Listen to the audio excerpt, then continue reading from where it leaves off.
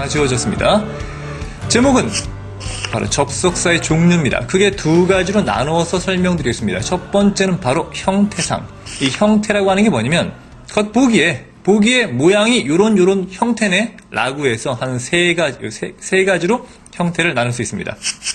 자, 첫 번째 뭐냐? 가장 기본적인 단순 접속사, 구접속사, 그리고 상관 접속사로 나눠집니다. 먼저 단순 접속사라고 하는 건요. 우리가 앞에 단순 시제, 단순 부정사 배웠죠? 말 그대로 가장 기본이 되는 거에 붙는 게 단순이니까 우리가 흔히 알고 있는 것처럼 단어 한 개짜리 접속사들입니다. 이를테면 and, but, because, if, and so on. 많이 봤죠? 익히 알고 있는 단어 한 개짜리 흔한 접속사들이 바로 단순 접속사죠. 오잉? 그럼 구접속사는 뭐냐? 알고 있잖아요. 구가 뭡니까? 단어가 두 개 이상 모여서 한 개의 품사처럼 쓰이는 거니까 두 개 이상의 단어가 마치 한 개의 접속사처럼 쓰이는 게 구접속사겠죠. As soon as if, and so on. 자, 누가 하자마자 누가 마치 뭐뭐인 것처럼 이라고 해서 얘들도 하나의 접속사처럼 쓰입니다. 물론 단어는 두 개 이상입니다만 그냥 한 개의 단어처럼 쓰입니다. 이런 게 바로 구접속사겠죠. 어렵지 않고 몇 개 안 됩니다. 중요한 건 이겁니다. 상관 접속사. 상관이라고 하는 게 무슨 고참, 윗사람 그런 게 아닙니다. 상호, 관계가 있는 접속사인데요. 중요한 건 바로 쌍이란 단어입니다. 이거 좀 발음이 안 좋은데요. 중요합니다. 쌍. 한 쌍, 부부죠, 부부. 아름다운 쌍입니다. 이런 쌍. 즉, 두 개의 단어가 항상 쌍을 이루어서 접속사처럼 쓰이는 겁니다. 앞뒤에서 접속사로 쓰이는 건데, 이를테면, both A and B, not A but B, and so on. 물론 이것 말고도 많이 있습니다. A, B 둘 다. A가 아니라 B가. 이것처럼, 단어 두 개가 쌍을 이루어서 항상 이 접속사 개념으로 쓰이는 겁니다. 이거 좀 중요하기 때문에 상관 접속사에 관련된 건 뒤에 따로 묶어서 강의를 하도록 하겠습니다. 등위 접속사 이따 설명할 건데 이 등위 접속사 중에 상관 접속사와 연관된 게 많은데 일단은 다 빼고 그렇죠? 기본적인 거 설명드리고 상관 접속사는 나중에 따로 하도록 하겠습니다. 자, 일단 기본적으로 형태상 겉보기에 단어가 한 개짜리냐 단어가 여러 개 두 개 이상이냐 단어가 두 개가 꼭 쌍을 이루어서 쓰이고 있느냐 뭐에 따라서 지금처럼 형태상으로 세 가지 분류해봤고요. 이번에 또 하나 분류. 이번에 뭐냐? 바로 의미상 분류인데요. 의미상으로 나누면 크게 두 가지. 이건 매우 중요합니다. 바로 그 유명한 등위 접속사와 종속 접속사가 있겠죠. 먼저 간단히 제목부터 본다면 등위라고 하는 건 등자가 같을 등, 대등한 지위죠. 그러니까 A와 B를 연결할 때 A나 B나 맞짱 떠요. 똑같다는 얘기입니다. 오버하고 있습니다. 선생님이 지금 또 미안합니다. 종속 접속사는 기억나시죠? 주절과 종속절, 주절 난 주인, 종속된 종속절 난 포함된 거 할 때 그 종속절을 이끄는 접속사가 바로 종속 접속사였죠. 이것도 앞에 무료강의의 구화절 보면 자세히 나와 있습니다. 꼭 보셨길 바랍니다. 안 보신 분들은 많이 했죠. 가정법 때도 많이 했고. 자, A가 있고 B라는 게 있을 때 이 종속, 등위죠. 등위 접속사는요 항상 가운데 콕 들어갑니다. 중요하죠. 언제나 가운데에 위치한다. 자, 그리고 이 등위 접속사라고 하는 건요 앞에 공부했던 세 가지 다 이어집니다. 즉 단어, 구, 절 다 올 수가 있습니다.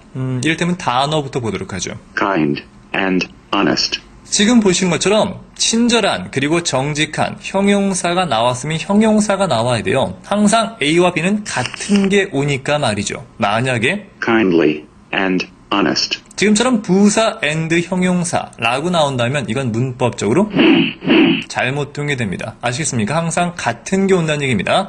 단어 한 개짜리가 아니라 두 개 이상 구도 가능하죠. To run or to walk. 자, 걷는 것, 이 달리는 것이군요. 정신 나갔습니다, 순간적으로. 달리는 것 또는 걷는 것이라고 했는데 부정사면 부정사가 와야지. To run or walking. 이렇게 부정사, 등위 접속사, 동명사 이렇게 오는 건 잘못된 거라고 말씀드렸습니다. 언제나 같은 것, 대등한 게 온다는 겁니다. 그래서 등위 접속사라고 안 그러고 대등 접속사라고 하시는 분도 꽤 있습니다. 그런 명칭은 정말 중요한 게 아닙니다. 중요한 건 개념이죠. 됐습니까? 자, 이렇게 했을 때 참고로 하나 말씀드리면요. 이 to run과 to walk처럼 부정사가 등위 접속사로 연결될 때는요. 뒤에 to를 빼는 경향이 있습니다. 이거 무슨 얘기냐면, 뭐, 이를테면 이렇게 할까요? 뭐, EX, 갑자기 수학이 나와, EY. 이런 걸 쓸 때, 똑같이 2가 나오니까, 2를 묶어서 그냥 X 플러스 Y 하잖아요, 이렇게. 어색하네요. 이렇게. 그러니까, to 부정사 2번 나오니까 2를 앞에 뺀 거죠. 2를 뽑고, 여기다 이제 run over walk라고 쓰는 겁니다. 귀찮네요.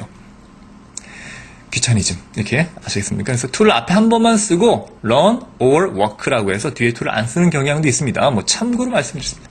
나중에 다시 한번 설명드리겠습니다. 자, 문장과 문장이죠. I left there, but she stayed. 나는 거길 떠났습니다. 그러나 그녀는 머물렀군요. 왜 떠났을까? 왜 머물렀을까? 궁금해져요, 갑자기 이런 게. 자, 됐습니까?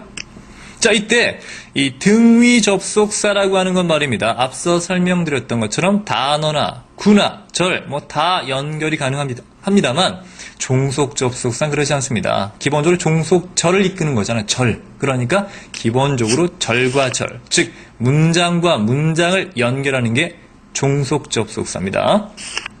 이게 뭡니까? 아셔야 됩니다. 많이 나왔죠? 이거 문장입니다. 문장. 주어 동사 파. 그렇죠?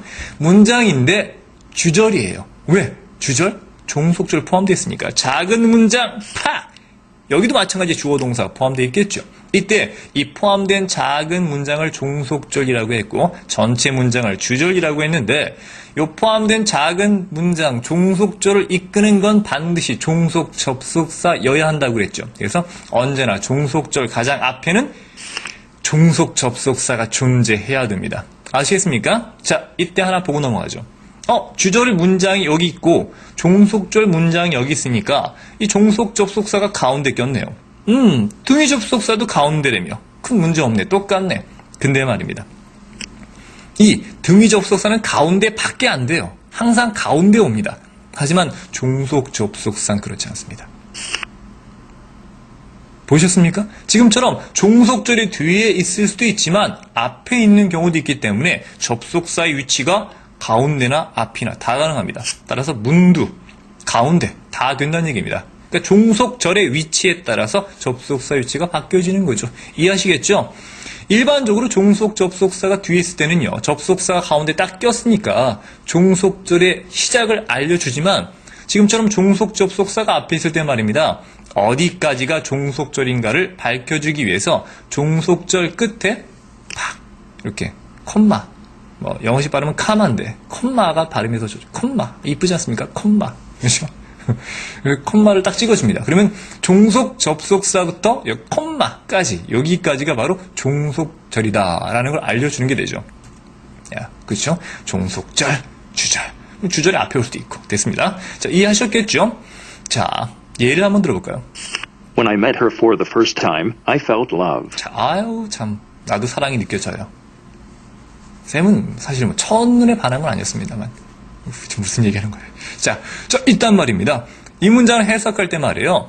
요 등위 접속사랑 종속 접속사랑 해석하는 순서가 좀 다릅니다. 등위 접속사는 말이죠. 등위 접속사를 먼저 해석하고 뒤로 넘어갑니다. 중요해요. 그러니까 그러나 먼저 해석하고 그녀는 머물렀습니다. 이렇게 되는 거죠. 그녀가 머물렀습니다. 그러나가 아니라. 그죠? 그러나 그녀는 머물렀습니다. 등위 접속사는 접속사 해석을 먼저 하고 뒤로 넘어가죠.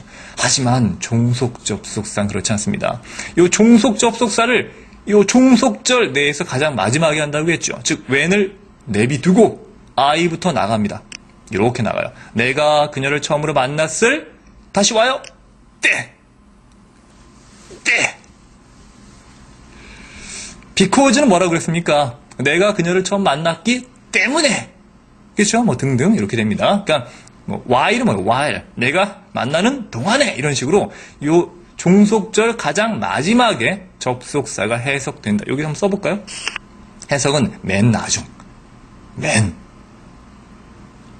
X맨 맨 나중 그죠?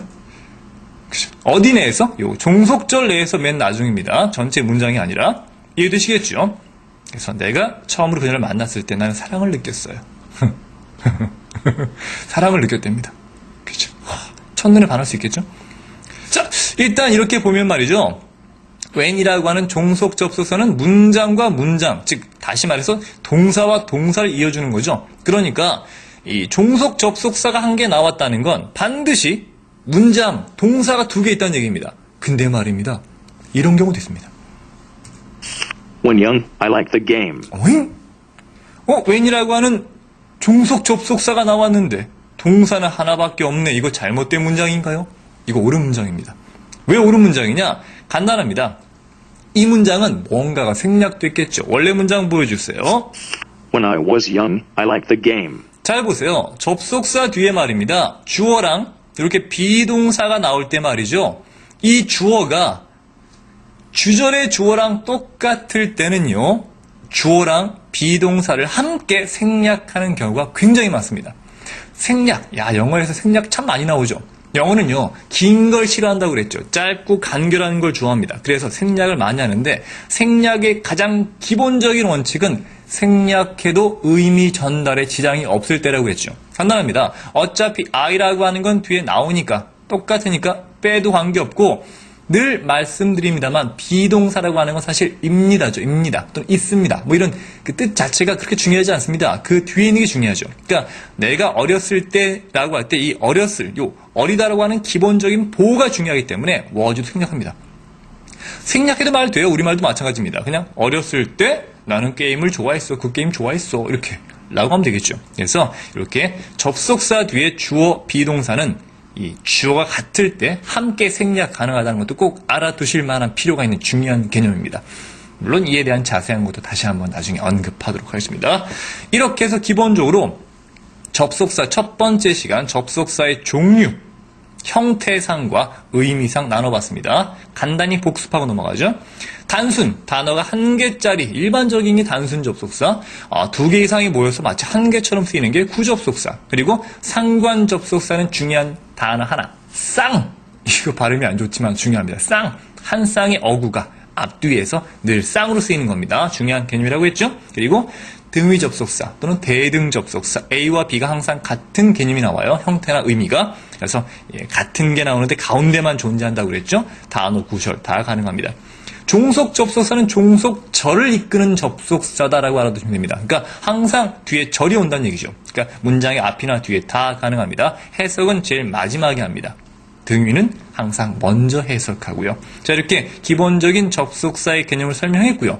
바로 다음 강의 넘어가서 바로 요 등위 접속사, 요 등위 접속사부터 하나하나 자세히 살펴보고 넘어갑니다. 등위는 쉬워요. 사실 종속 접속사가 양도 많고 공부하기 많죠.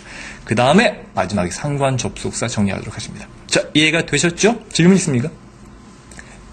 질문 있으면 질문 답변 게시판에 질문을 남겨주시기 바랍니다. 질문이 별로 없는 것 같아요. 공부하셔야죠.